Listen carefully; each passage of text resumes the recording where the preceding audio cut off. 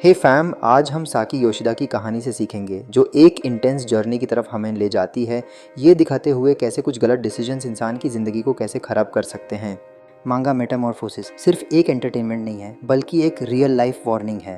हार लेसन यहाँ पर लाइफ के लिए एक ज़रूरी आई ओपनर है जो हमें बताता है कि क्या नहीं करना चाहिए, स्पेशली जब हम समझ रहे होते हैं कि लाइफ का प्रेशर कितना होता है। पहला लेसन है पीयर प्रेशर से बचना। साकी की कहानी में यह देखा गया है कि कैसे एक शाई गर्ल नीचे गिरने के लिए पॉपुलर बनने की कोशिश करते करते गलत लोगों से दोस्ती करती है जो उसे ड्रग्स की तरफ ले जाते हैं। रियल लाइफ में हमेशा याद रखो, अगर दोस्त तुम्हें गलत चीज़ों के लिए डालते हैं तो उनसे दूर रहना शुरू करो। तुम्हारा इंटेग्रिटी और मेंटल हेल्थ सबसे पहले आता है। दूसरा लेसन है सेल्फ कॉन्फिडेंस की ज़रूरत। साकी का सेल्फ एस्टीम हमेशा नहीं होता और इस वजह से वो टॉक्सिक रिलेशनशिप्स में गिर जाती है। आज की दुनिया में असली कॉन्फिडेंस सिर्फ बाहरी लुक से नहीं बल्कि अंदर से मिलता है। मुझे पता है सबको अप्रूवल चाहिए होता है, लेकिन तुम्हें अपने वैल्यू पे फोकस करना चाहिए, नहीं तो लोग तुम्हें सीख देंगे जैसे साकी को हुआ। तीसरा लेसन है ड्रग्स का खतरा। जब साकी पहले कुछ हाई चाहिए करती है तब वो सिर्फ फन सोचती है, लेकिन धीरे धीरे ये उसकी लाइफ को बर्बाद कर देता है। ये सिर्फ एक मोमेंट्री एस्केप नहीं है बल्कि लॉन्ग टर्म लॉस है। कोई भी ड्रग ऑफर करे, याद रहे हमेशा नो बोलना सीखो। यह तुम्हारी हेल्थ और खुद की इज्जत का सवाल है। चौथा लेसन है टॉक्सिक रिलेशनशिप से दूर रहना। साकी का बॉयफ्रेंड उसको अब्यूज़ करता है और फिर भी वो छोड़ नहीं पाती, जो बिल्कुल गलत है। रेड फ्लैग्स को कभी इग्नोर मत करो। हेल्थी रिलेशनशिप वो होता है जहाँ म्यूचुअल रिस्पेक्ट हो। अगर किसी रिलेशनशिप में तुम्हें सट फीलिंग होती है तो सोच समझ के निकालो। ये सब कुछ सिखाता है कि कभी कभी छोड़ना ज़रूरी होता है, वरना तुम साकी की तरह खुद को खो दोगे। लेसन्स 5, ज़िंदगी कभी कभी मुश्किल होती है पर इसमें फैमिली सपोर्ट की अहमियत को कभी नज़रअंदाज नहीं करना चाहिए।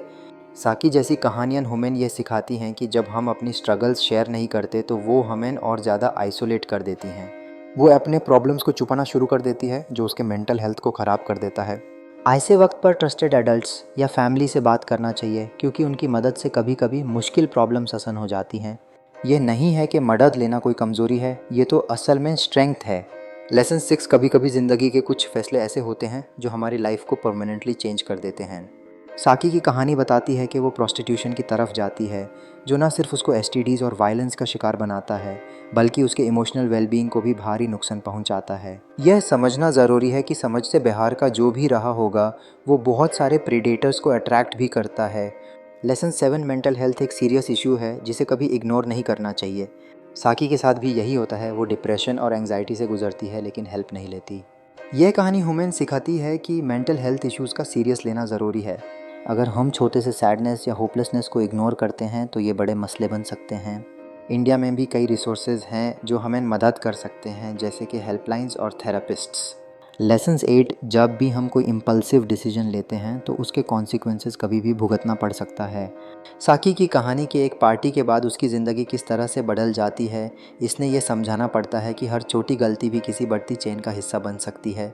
यह ज़िंदगी के हर पहलू, चाहे वो करियर हो या हेल्थ, पे असर डाल सकता है। आखिरी लेसन जो हमें ये कहानी सिखाता है वो ये है कि सोसाइटी की जजमेंट से हमेशा बचे रहना चाहिए। साकी के लुक्स और चॉइसेस पे जब सोसाइटी जज करती है तो उसका सेल्फ वर्थ गिर जाता है, लेकिन हमें अपनी जर्नी पर फोकस करना चाहिए और पॉजिटिव लोगों से घेरा बनाना चाहिए। यह समझना ज़रूरी है कि दुनिया की राय से ज़्यादा हमारा खुद का पर्सपेक्टिव इम्पॉर्टेंट है। साकी की कहानी का डार्क साइड वार्न करता है कि कभी भी रॉक बॉटम पे भी होप और रिडेम्पशन का मौका होता है। जब हम मदद लेने का साहस करते हैं तो हमें पता चलता है कि रिकवरी की कहानियाँ कभी कभी साथ होती हैं। ज़िंदगी में भी मेटामॉर्फोसिस हो सकता है, जैसे एक कैटरपिलर से बटरफ्लाई का होना, बस उसके लिए साहस और सपोर्ट चाहिए। This is the end.